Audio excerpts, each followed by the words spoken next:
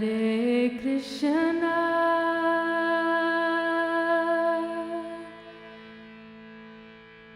Hare Krishna,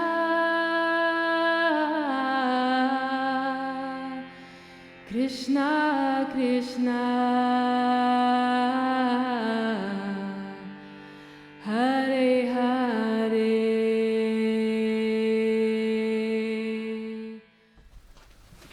So playfully, we were saying, I've started this juice diet now, and I intend to keep it going for a while. And it was asked, "Oh yes, we'd love to fast with you."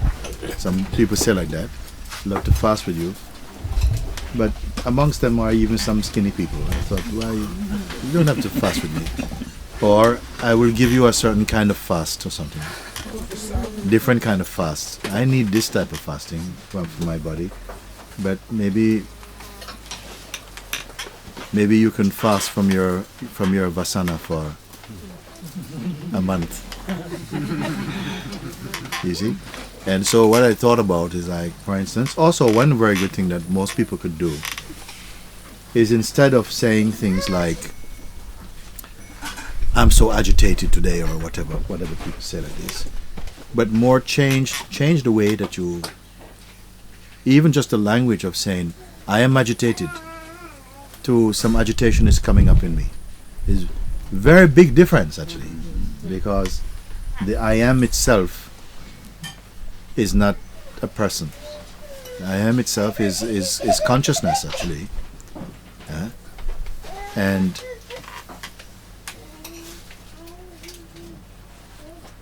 the conditioning that we absorb when the consciousness is identified with the body and conditioning, then it believes itself to be just merely a person, and so thereafter all its interactions with other persons or become other person or personal, and this is already a severe limitation and a distortion of what the truth is, you see. And because everybody now do it internationally, we all speak, "I am so sick, I am so tired, I am this," and so on. And it seems innocent enough, because nobody challenges you to say things like that, you see. But I feel that when you say "I am agitated," the I am is never agitated. But when you send this message, "I am agitated," inside, it creates some disturbance, because then you have somehow limited your space, the natural space of being, gets contaminated with this feeling, "I am is agitated," because that's what it means, in fact. I am is agitated, but it is not agitated. The sense of agitation is like waves or something that may come inside, or "I am sick," or I'm so sick of this," and so on. It is so glibly or casually used.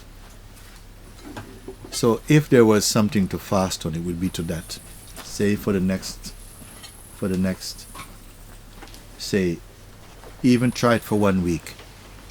Whenever you find that natural response come, like, I am,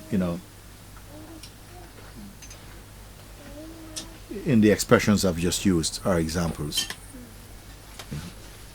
I don't, yeah? To really stop for a moment and reflect and say, is that true? It's not the I, the true I doesn't want. It's because of this habit of feeling I am agitated, why something has to push it back into the person and make it be the person who say "I am agitated." Because the I am cannot be agitated. It is a weakness of the sense of agitation, but itself is beyond all those, the effects of the play of interrelated opposites. So if you could do that and be aware of this and find a new way of expressing that, if it needs to be expressed at all. You see? "I'm so tired of this." No, this tiredness is now arising. So it's not the I am that is tired. And that really makes a change. It's not just a sort of semantics play, but it really is the way in which we you somehow bring a kind of claustrophobia into your being by doing that. So this is just something arising for the moment, and it will come and go. I will still be here. So I cannot be agitated. Sometimes it may seem, but it's such a small thing to make a change about. It's an enormous thing. It's an enormous thing to be making a mistake about. Because every day, almost behind every expression that we seem to think that we do, or think or act in some way, the seat of it is the feeling I. You try and think of anything that you want to say without I, and you will see how often your I is involved in the statements you make and the things that you do and the reports that you make. And when you say I, it is indicative of consciousness, not of person, actually. You see? And even when you're speaking with people who are not so familiar with this type of talk, I don't think they will find it so, it might be quite illuminating for them also. If you see people say, oh, you look very tired, he says, no, I'm not tired. I mean, some tiredness come and go, you know. It's not what I am. They can kind of, okay, if they are a bit sort of like switched on, they would say, hey, you know what? I never thought of it like that. But it leaves some lot more free space. If I say I am that, you know, you see, it's like somebody telling you, you are that. You don't like it when someone say you are that, but you quite yourself say I am that. You see? So if there can be a consciousness about that, and you know, you feel that the reflex and the conditioning is just to say this, but then something now will stop you a little bit, and you check in again and just say, this is not really true. This is just a visitor. It comes and goes, and it is watched inside my own awareness self. Maybe we can allow each other to just remind each other if someone... Yes, it changes the inner climate and orientation so much. And then I would like you to report in a week if it makes any difference to you. That would be a good fasting. That would be a good fasting. But I did think at one point, if each one was honest enough to come and say, listen, this is my vasana actually, is that, and name it, and then I say, okay, I put you down for 2 weeks, okay, starting from. I think others see other people vasana more clearly. Well, this is true. This is true. This and is we true. could get a list from everybody else. And we choose the top 10, Mooji. It is said that the ego cannot smell its own breath, but the one who is somehow free from egoic concern or self-defense easily detect what is not in service to the truth much more. Because obviously if you identify I am this thing, then there's a kind of vulnerability there, and you will shelter it. We will defend it, you know, because you have included it in your kingdom, becomes part of your house.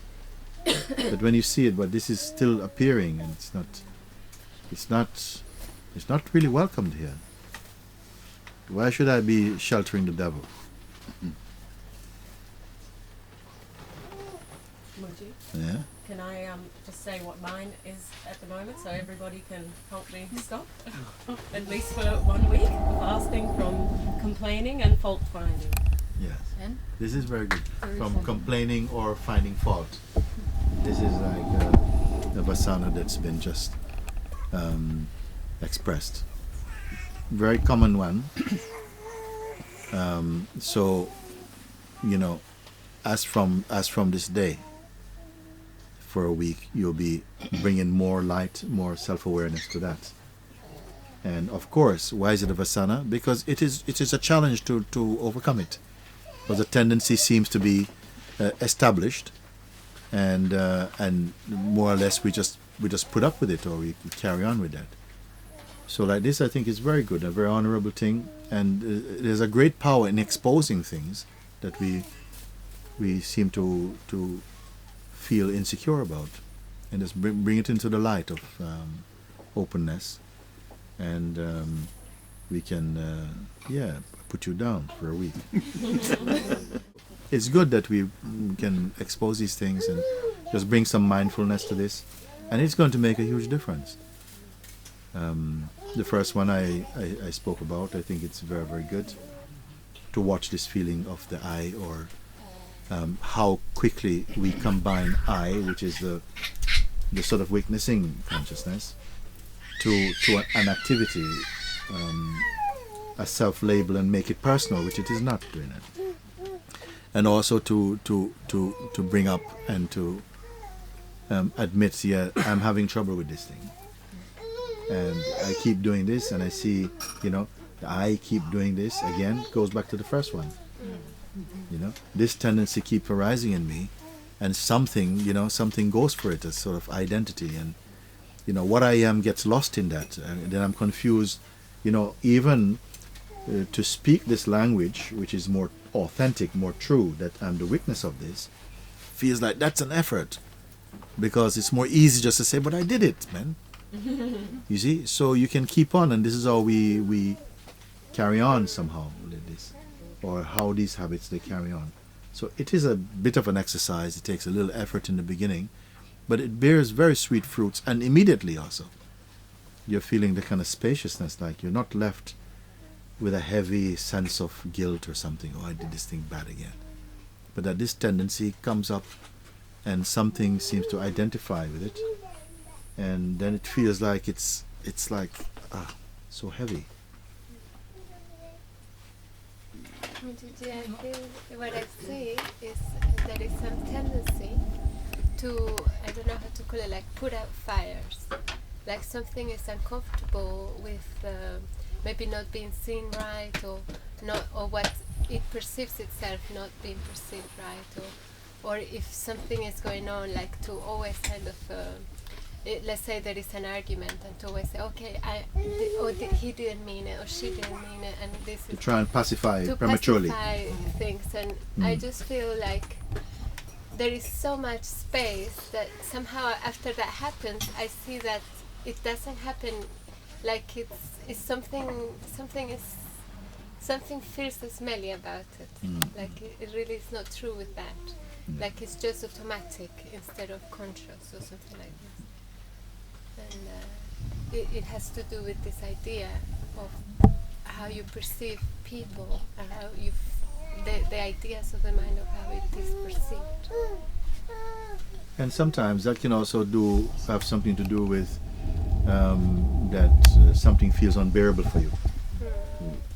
To let something burn itself out, exhaust itself, feels like, oh, that's just too painful to watch, or something like that.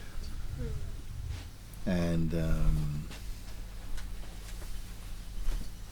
it used to be more also, I could, as you speak like this, to speak for myself, I also grew up very much, to see like someone who is doing something wrong being caught and cornered. It was all, oh my God, it's so painful. Because they're really going to get it now. They're going to get cooked. You see? Because something has been exposed, something is not true, and they're being confronted about it. And it's not apologetically. It's like, you got no, because then I noticed that in order to save the discomfort, then I would give them the benefit of the doubt, which you don't really. You see, you sort of let them off. Say, okay, they say, yeah, but I didn't really mean to. Okay, well, next time, just be careful. But really, you want to say, you little rat, you did it, that you couldn't get yourself to say something like that. You see? So when I saw that was really being expressed, then something used to be really, there's a feeling of, it's like painful to watch someone being caught, and that they had no excuse, they could not, like they had no place to hide. That is. So gradually something opened up to that and said, but it's a good thing to be caught where you run out of excuse. Your excuse don't work. Somebody caught you with your hand in the till, and you're just saying, well, I was just doing my nail polish, and it just opened, and you say, no, you were stealing something. No, how could you say that? No, but you were. To see that clear light of honesty and someone being caught, and that was sort of like so painful, you see. So that is something that I felt when I heard you, that to have it expose something that sometimes you just have to let something burn itself out. That what you imagine is going to be like unbearable turned out to be, actually, it turned out good in the end, because the person needed to be caught in order to put a stop to that type of activity or something. You know, so sometimes to let it play out is very good.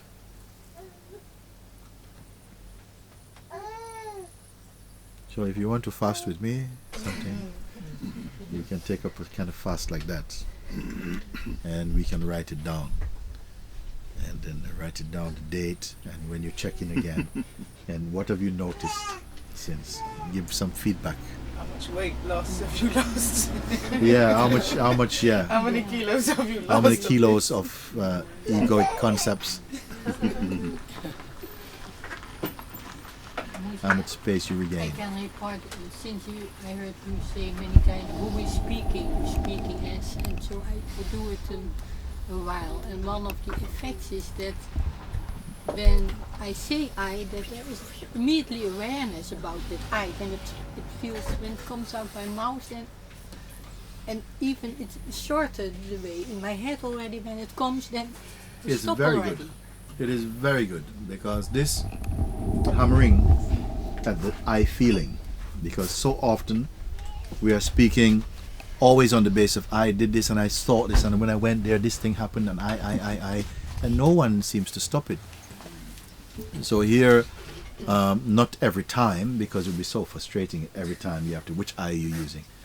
But sometimes after a while it builds up a certain amount of noisiness and smelliness, or you may use I, you know, say 15 times in a minute or 2 minutes or something, and for the most part you let it flow. But at a certain point it just too much. This is stop for a moment. When you say this, what are you representing when you say I in this context? What do you mean? Who is the I by that? You know? But it's not just willy-nilly. You have to be a bit intuitive and to sense that this is an appropriate moment. It comes, this moment.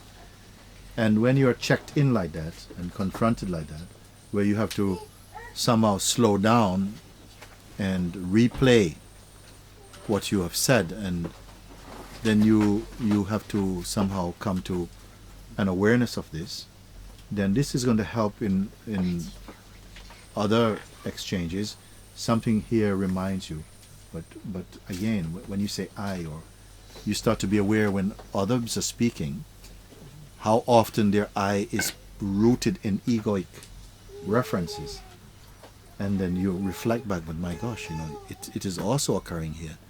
So this thing that you just mentioned now, it's such a good exercise, because here we don't just accept when you say I, and then it becomes such a noise. When there's a noisy I means that which is carrying a lot of history, a context of personhood, likes and dislikes, then judgments come, then frustrations, and then all of this very sticky use of concepts. Then we have to be able to challenge these conversations and say, please stop, because this is you know, we have heard in London now, so you know, now you can be fined, or you may even lose your home if you cause too much noise pollution in London. If you make too much, one time we didn't have that, but then after a while it's too much. They say you can go to court for noise pollution. And now you also come to court for concept pollution. Too much eye pollution. Too much eye pollution. You know, then you make the whole place smelly, make people very unhappy. Then you become more aware. And then like this, you outgrow these tendencies, and you'll be surprised at how quickly things change. And a whole smelly room becomes something very fragrant, like an open field. It's very beautiful, like that. So this habit, wild habit, unchecked habit, you know, yes, but I like this, and it is not excusable once you have come into the ashram of your being. And you come into the ashram of your being, then these things cannot be overlooked anymore, because they're at the very root of a lot of self-deception, at the very root So you cannot be working on other things when the primary thing, which is really that which you should give most attention to, is overlooked. I feel like the biggest vasana is the belief that I am a person. This I've thought, and I feel like it goes along with what you're saying. And I feel like rather than looking at the little things, that just to conquer the whole thing is to keep checking in, which is actually already happening naturally. Like in every moment that something doesn't feel true, and you just know, then there's a checking in, like who is this one? Yeah. And this I feel is, I'm disappearing. The one who I thought I was is disappearing. It has to be. Because if it doesn't, then what the hell is any spiritual sadhana about? If you're only just parroting things and it doesn't lead to a change in the orientation of your thinking. Because so many people are just parroting these things. But what does it mean if it doesn't amount to a disappearing of that old regime of thinking? It has to be thinning out. So when one checks in, like, the sense of I, and it is looked into, probed into it, little substance is there, and it is thinning away. Moment by moment, it's thinning away. Because the thing is that I can hide behind so many stones. You see? Of all the letters in the alphabet, I is the slimmest one. And still something is hiding behind this I itself. The biggest thing, isn't it? So it can only be exposed really through that earnestness, I would say, that urge, a real sense of determination to be free of it. Because, why? Because you see the fruits of this egoic identity, what rotten fruits it bears. Because it does bear fruit, but not tasty ones. And for a while, it has been unavoidable that we somehow identify in that egoic state for a time, but gradually somehow the consciousness must wake up from that sleep of identity, of such limited identity. Because it can go on, and it can hide behind, something can be hiding behind, even the thinnest thing it's hiding behind. And yet it causes so much trouble. This is why constantly pointing again, when you say I, what are you referring to now? And if you're honest, you're checking, it's actually, it's a person again. And again now, and it's my body mind again. And this thing again, it's my arrogance here again. You see, until eventually you get sick of yourself. You see, at a certain point you just get tired of this very rancid identity, and something just, a shift takes place internally, and you cannot go back to that anymore. It's just like old shoes that you've outgrown. One time you used to wear, size 2 shoes. Then when you go to size 3, you cannot wear size 2 shoes again. And when you go to size 5 foot, you cannot go to size 3 shoes again. So something is outgrowing itself all the time. So as it happens outwardly, it must also happen inwardly also. Where the consciousness is identified with limitation, it must outgrow that. And it has been put in front of you the most direct way, the most direct mirror actually. Who am I? Because every sentence has I behind it. This is what I think, this is what I did. I used to meditate. I am a Christian, I'm a Muslim, I am this. I don't like that. I disagree. I agree. This is my philosophy. This is my this I. What is I that has such confidence? You see? And each time as you slow down enough just to take a look, you start to see that it is not truthful. It's not truthful.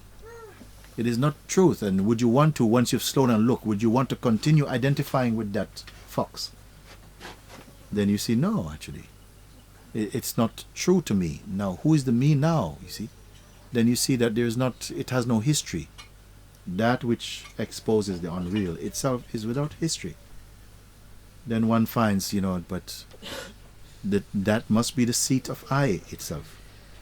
That is the true seat of I itself. And it's been falsely being put into a lot of different masks.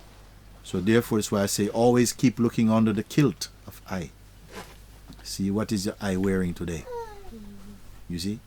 And then somehow like this, you bring that consciousness, that self-awareness becomes alive, and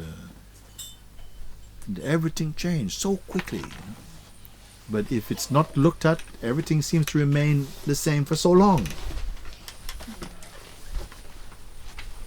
Because throughout a day or a week, how many times, thousands of times, we are saying I. Thousands of times. Nobody's counting, but it must be thousands of times.